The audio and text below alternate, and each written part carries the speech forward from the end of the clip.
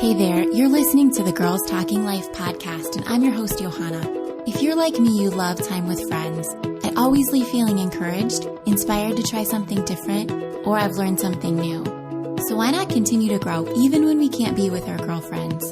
We're not made to do life on our own. So in each episode of this show, I'll bring you a girl and her story to give you refreshing ideas to stir your soul.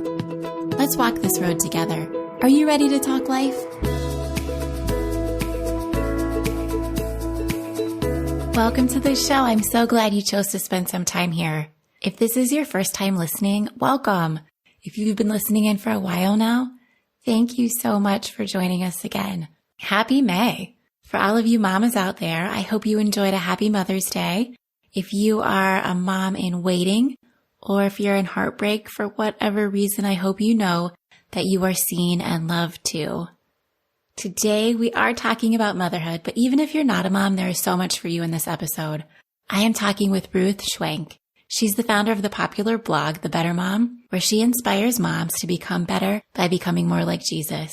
She is a trusted author of several books, and she's a 2020 Christian Book Award winner for her book, co-written with Karen Eman, Pressing Pause, 100 Quiet Moments for Moms to Meet with Jesus.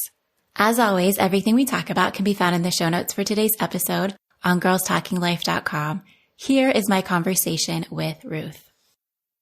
Hi there, Ruth. Thank you so much for joining me on Girls Talking Life. Thank you so much for having me. I have heard of you, or I was introduced to you several years ago by my sister-in-law. Your husband was pastoring her church, and she said, hey, the pastor's wife has this great blog, The Better Mom. You should check it out. They have this great content and these great menu plans. So that was when I was first introduced to you. And then since my good friend Abby, also attending that church, had made the decision with her family to move with your family and also plant another church.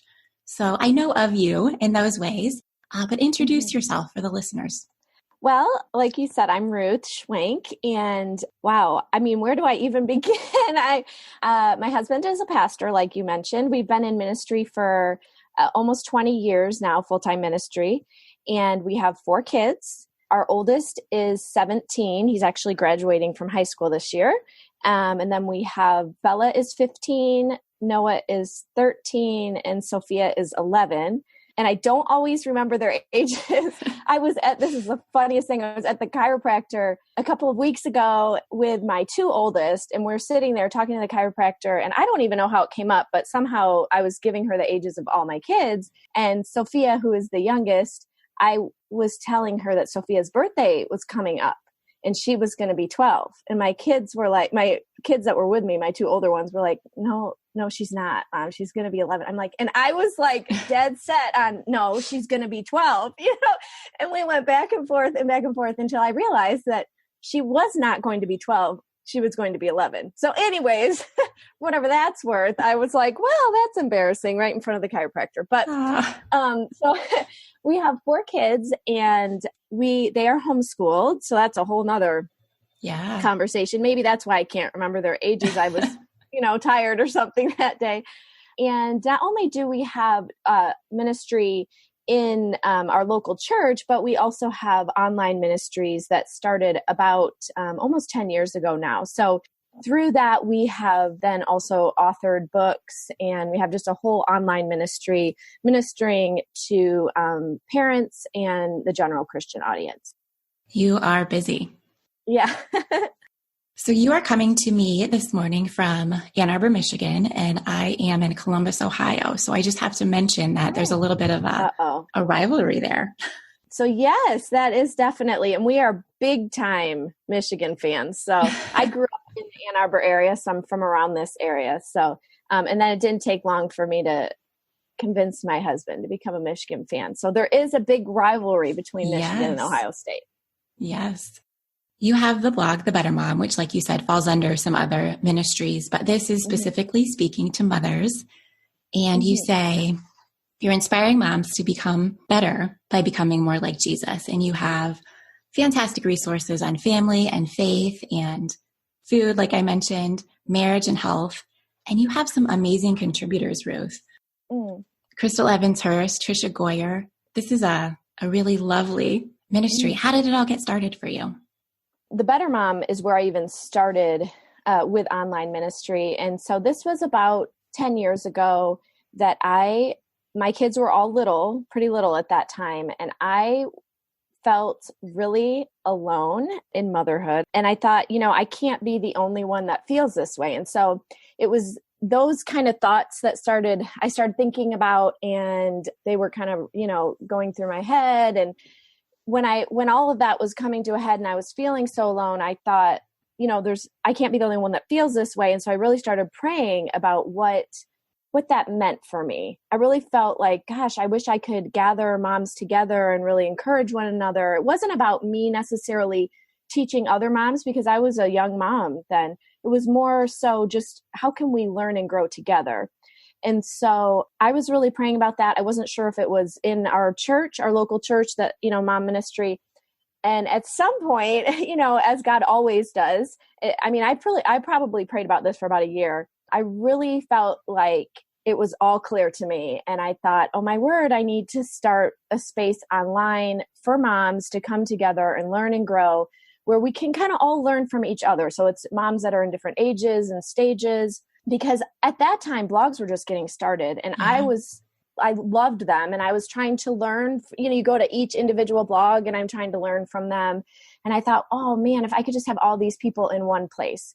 And so that's kind of where it all came together for me, I guess. And honestly, the whole thing is so God, it's one of those things where there's no other way to explain it except for that. I literally went out on a limb and just in the beginning there, just asked some people, I shared my vision with them, and I just asked them to be a part of it with me. And the Lord really, I felt like blessed that and opened the doors for people that I didn't even really know, that said, yes, I'll do this with you. And so that enabled me to have, we started with about 30 contributors some of them were already bloggers or well-known authors.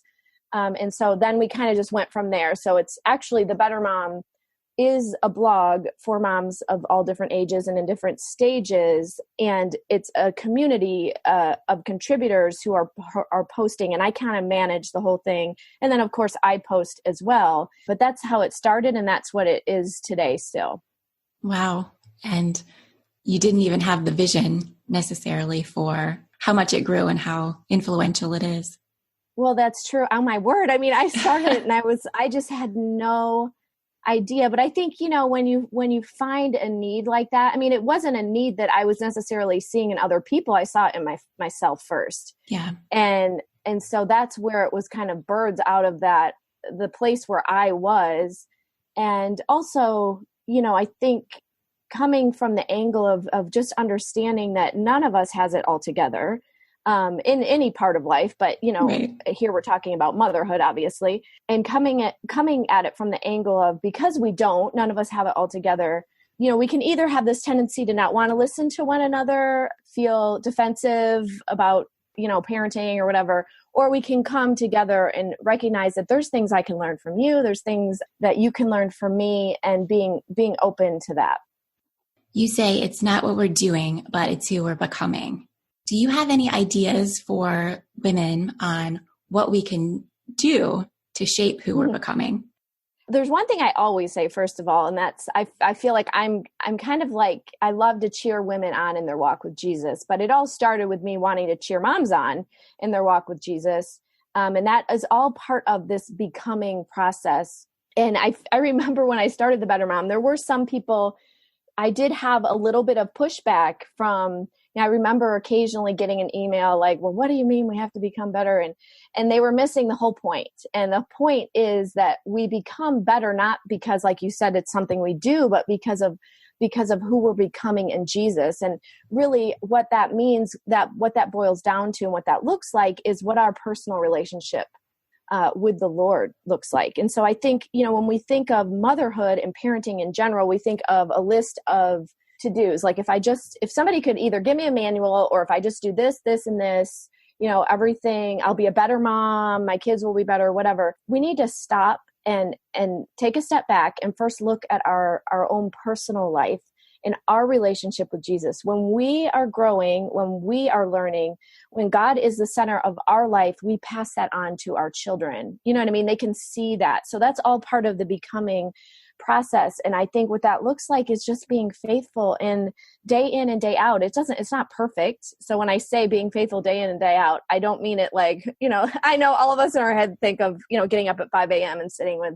a cup of coffee and praying for an hour. And it doesn't always look like that. Right. I remember when my kids were little, for me, it was like, oh my word, I was just trying to get a few minutes here and a few minutes there to even be able to focus on saying a prayer or, reading a devotional or whatever that was. But it's just being faithful day in and day out. And over the years, those things add up to a faithful life that I think has an impact on our kids that we don't even realize, that they're watching. And so we become better parents because we are becoming better ourselves by becoming more like Jesus. So that's really the whole idea. I love that, Ruth. Thank you. Be Better Mom falls under some other, I think, an umbrella of Root Like Faith. Mm-hmm. Am I right about that? Mm-hmm. And then you and your husband also have a ministry for families, for the family. Mm-hmm. Do you ever get imposter syndrome when you're thinking about, I'm speaking into the lives of all of these people. Who am I to do that? I know I do in this little space that I'm in podcasting. Does that ever affect you? I think, as my kids have gotten older, it just, honestly, it gets harder because it's so different. It's so emotionally taxing, and everything you've built in to your children up until they're at this point. Because right now, like I said, I have 3 teenagers and 1 11-year-old. And so they are their own people now. Like I can't control them. And, it's just like a whole nother ball game. And I think there have been I'm saying all of that because there have been times as my kids have gotten older that I'm like, oh my word, what am I doing? But again, I guess I don't struggle with it too much only because the message that we're preaching and teaching to families is not a message of perfection. And it's not a message coming from, hey, we've got it all together, so let us tell you. It's a message of, this is where we've done some things right. We can kind of see it working. And here's where we've done some things wrong. And let us tell you about it all. So I think, again, it's how do we approach teaching others and helping others learn and grow? It's all in the approach that I think affects that. So I don't know about you, but I struggle if somebody's like, this is how you do it, and I've got the formula, that always gives me pause because, first of all, especially in parenting, I'm speaking of specifically right now, because every child is different and every family is different and everybody's circumstances are different. And so we've tried to approach family and parenting and motherhood and all of this with the mindset that this is what we've seen work for us in these different circumstances. And it might not look exactly that way for you, but maybe you can take some things from it that will work for your family. So that's been really helpful, I think, to just as the person, who's speaking knows that I'm speaking into so many lives, to not have that imposter syndrome, because I'm not coming from a place of, oh, I've got it all together. And I think people are more willing to listen and learn when you don't come from that perspective, because that's just the reality. Yeah, that's such a great approach. Here's what we've done right and here's what we've done wrong, and we're going to share it all with you. Yeah, that's good. Yep. Like that. You have many books. We mentioned some of them earlier, and I think you have several devotionals, but you have a new devotional called the Better Mom Devotional. Talk to me about that a little. Yeah, so the Better Mom Devotional, honestly, if there's one thing that it kind of feels like my blog in a devotional, this is what I want women to learn and grow in God's word. And I feel like this was like, when I say becoming better by becoming more like Jesus, I want to be like, just go through the devotional, because really the bottom line is I just want to point people to God's word.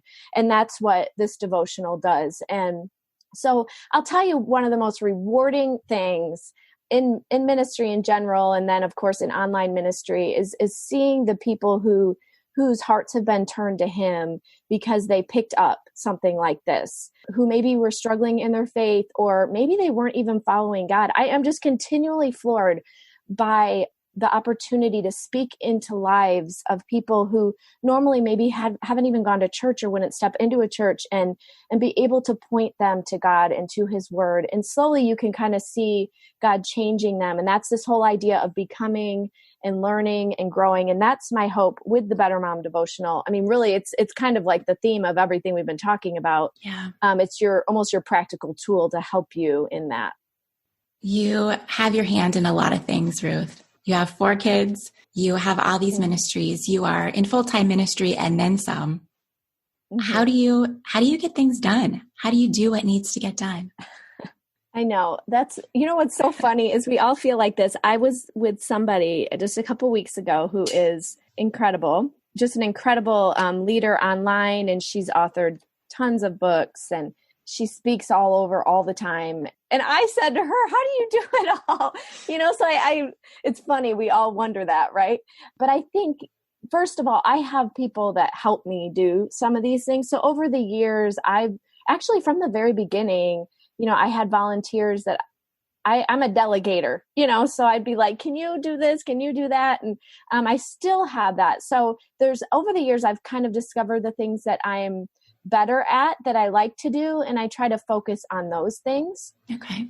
Especially like as we're talking about online ministry, because I know it looks so big probably from the outside, but really I have people helping me with different things at this point. Remember, I've been doing this for almost 10 years. So It's kind of like, it didn't just start like it is right now. I started somewhere and then slowly built up to where I am now, which enabled me to kind of put things in place.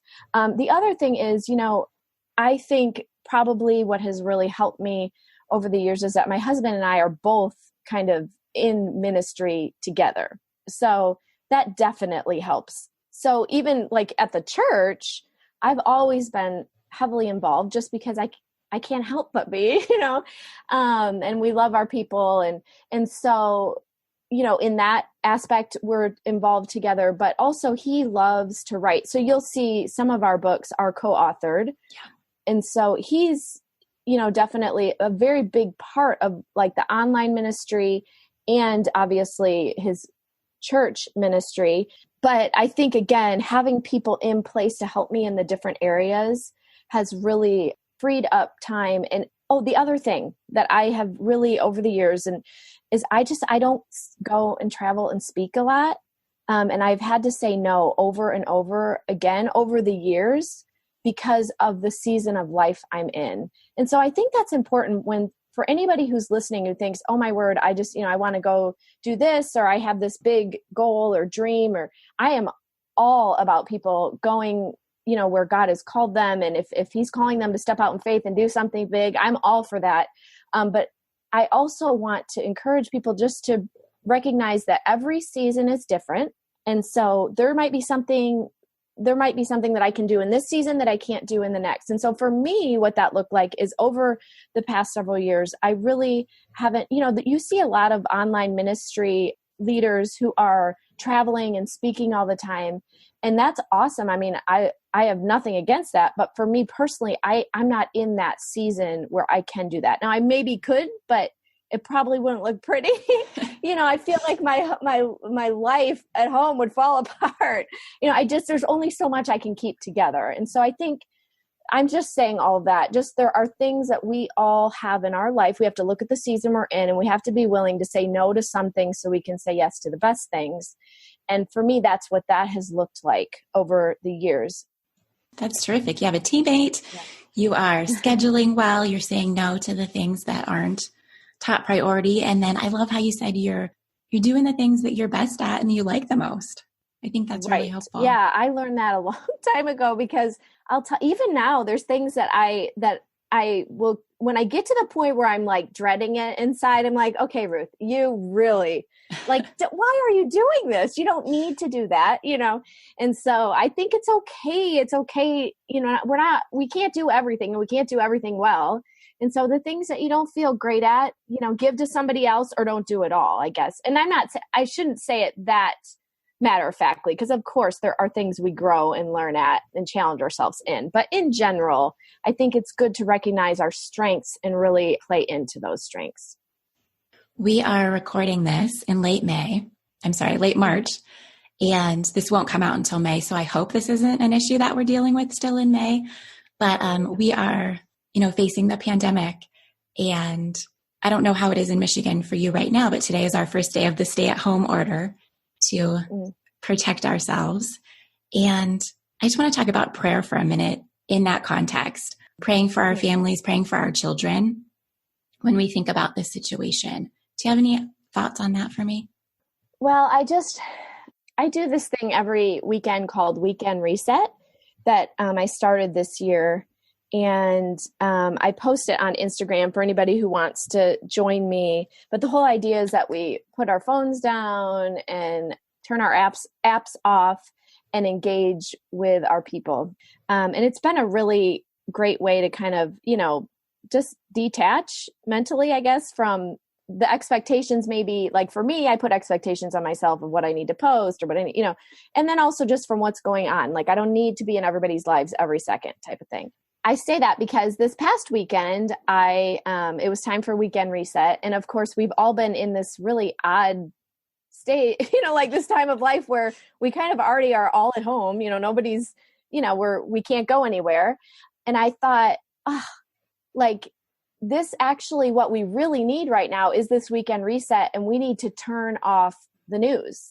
We need to turn not just the apps, because actually I'm kind of a news junkie. So I I can't stop reading the news anyways. And then you've got something like this going on. But I realized that when I was watching the news last week, that it was, the more you watch it, the more anxious you can become. I mean, it's really overwhelming. Yes, for I feel sure. like. And so when it was time for Weekend Reset, I just thought, you know what, I need to turn off the news. And every time my mind goes to, I want to read the news or I want to watch the news, I need to pray instead.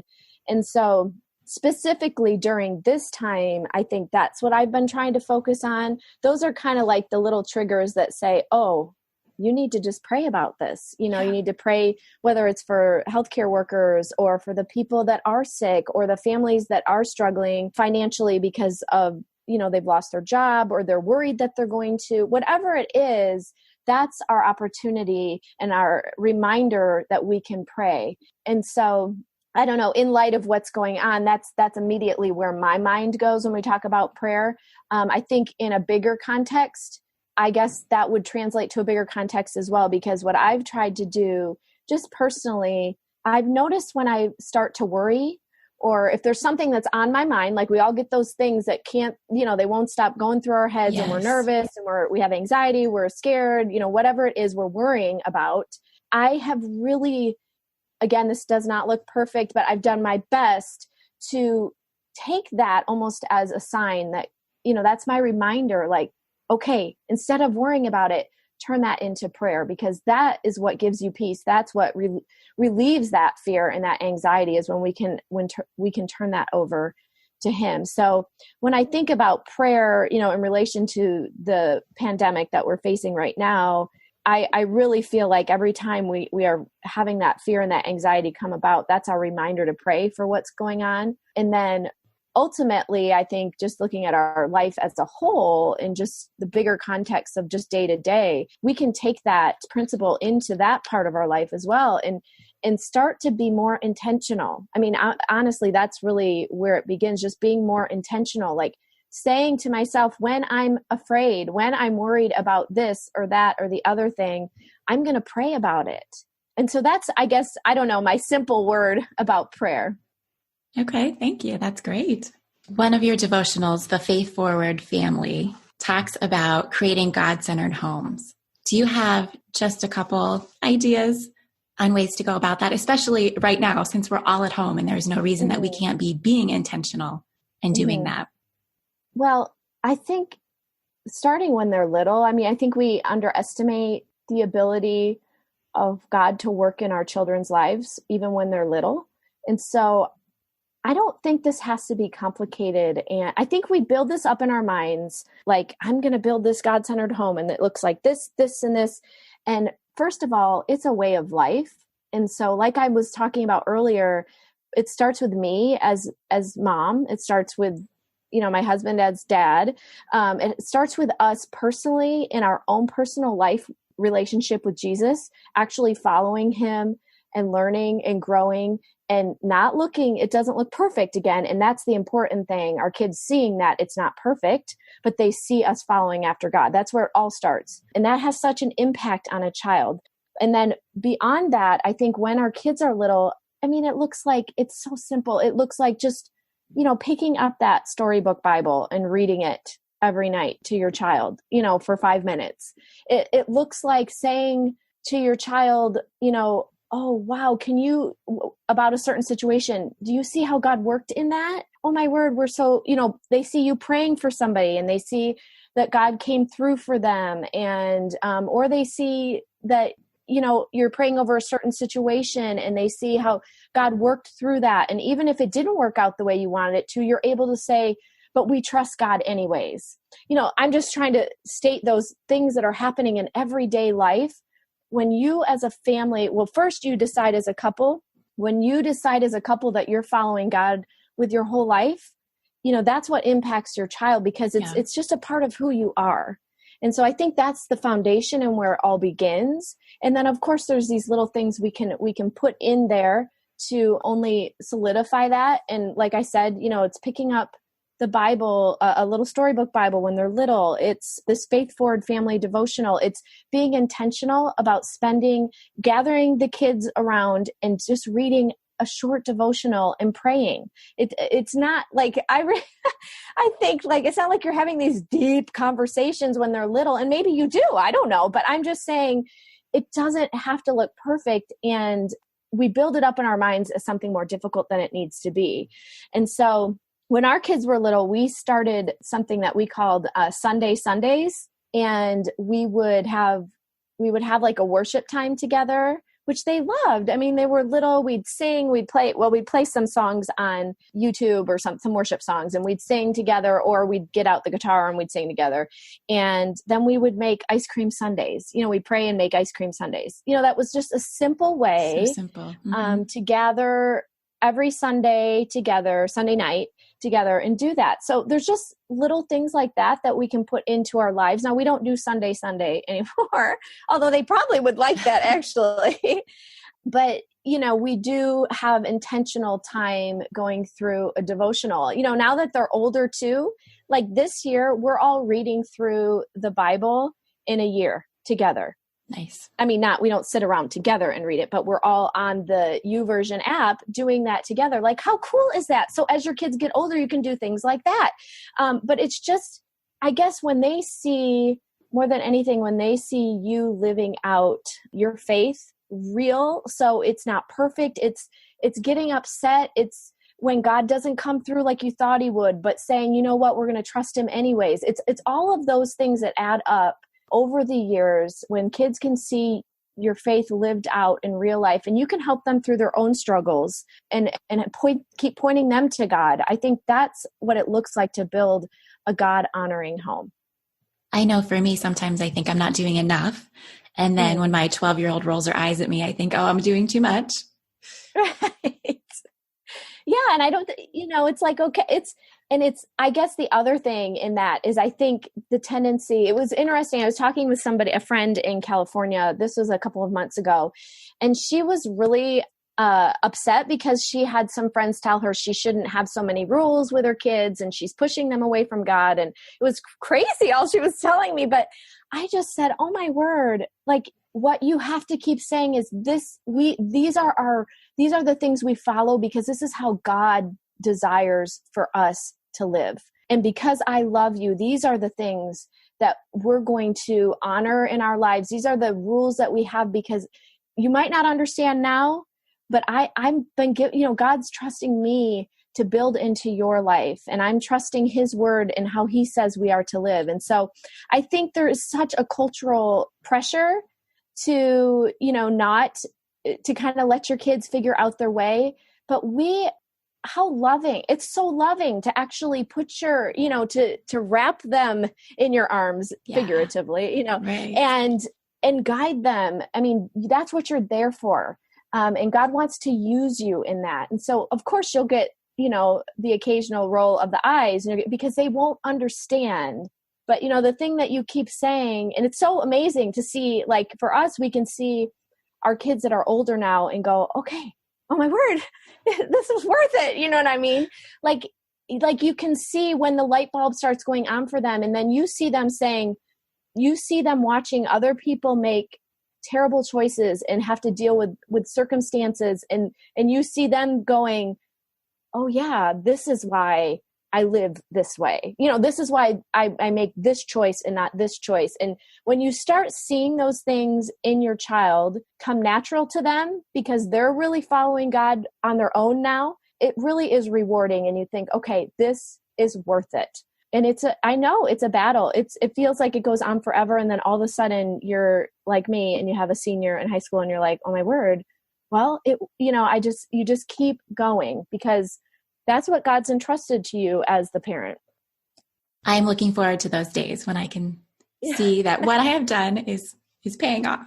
What God is. And you'll have the times where you're like, oh my word. And I have literally said this before to my husband.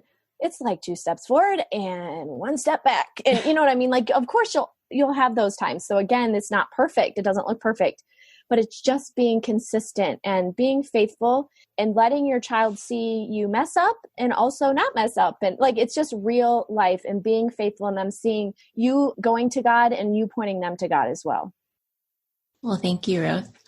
I am going to switch gears just a little bit and ask you for your favorite 5. What are 5 things that you are doing or reading or listening to right now that are your favorites?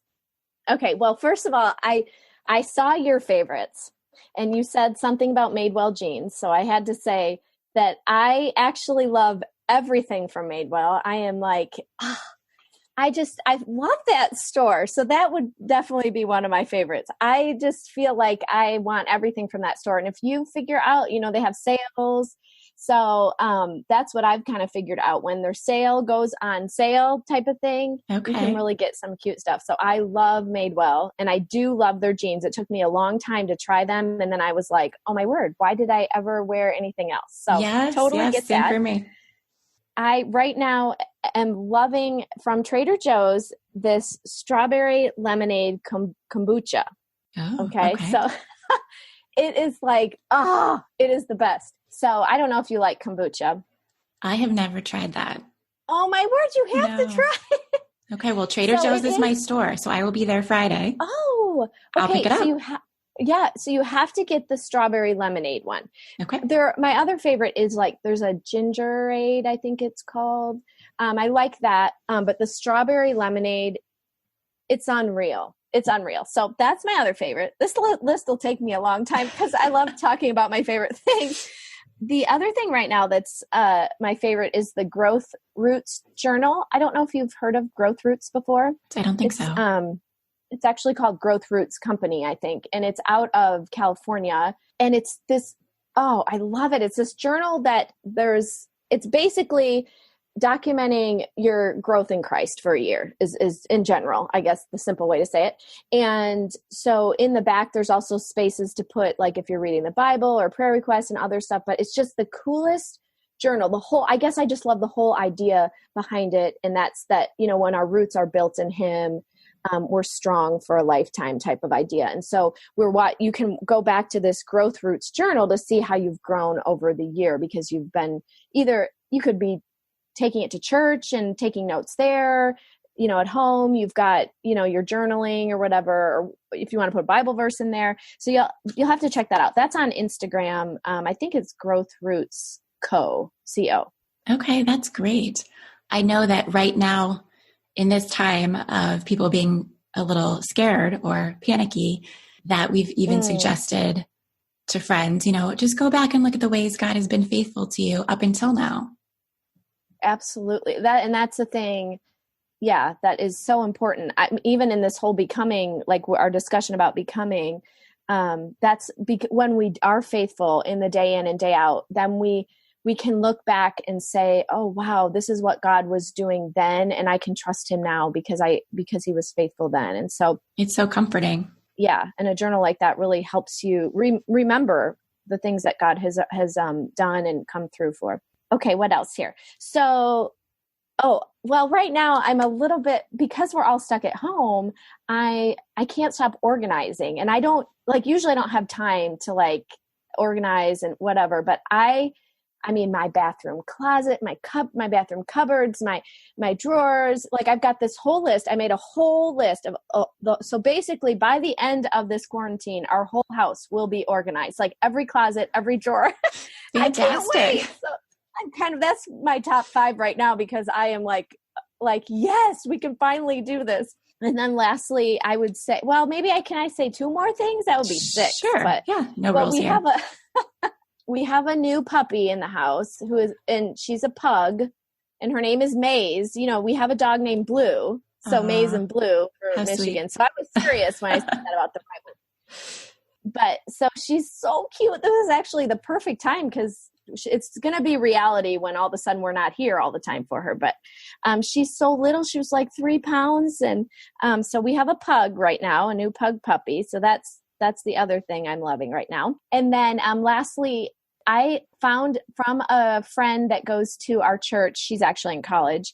These college girls, they always have the cutest things, and they show me, she has these hoops. They're called live-in hoops. Have you seen those? No. Okay.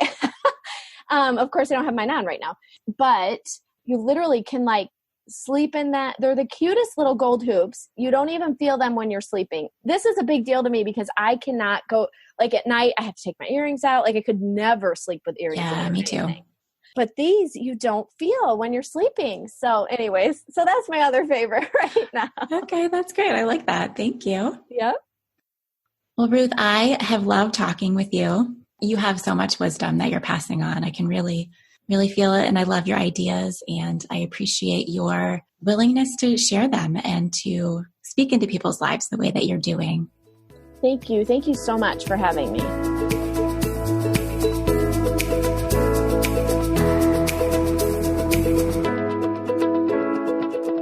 I hope you loved my conversation with Ruth.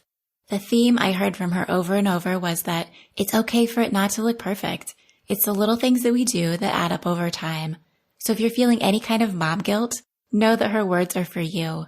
And if you want to become better, I know I do, it's all about shaping who we're becoming. When we're growing and learning, we're passing that on to our kids. And if you don't have kids, that still applies. There's someone who's watching you. You have influence. I know that my mom was that person for me. Thanks so much, Mom. I love you. Be sure to find Ruth at thebettermom.com, on Instagram at Ruth Schwenk, and grab the Better Mom devotional available on Amazon. If you know someone who would enjoy this podcast, maybe another mama you know that needs some encouragement, please share it with them this week. Friends, don't let the conversation stop when the show is over. Share your stories and start your own conversations with the girls in your life. I'll see you back here in 2 weeks. Thanks for tuning in.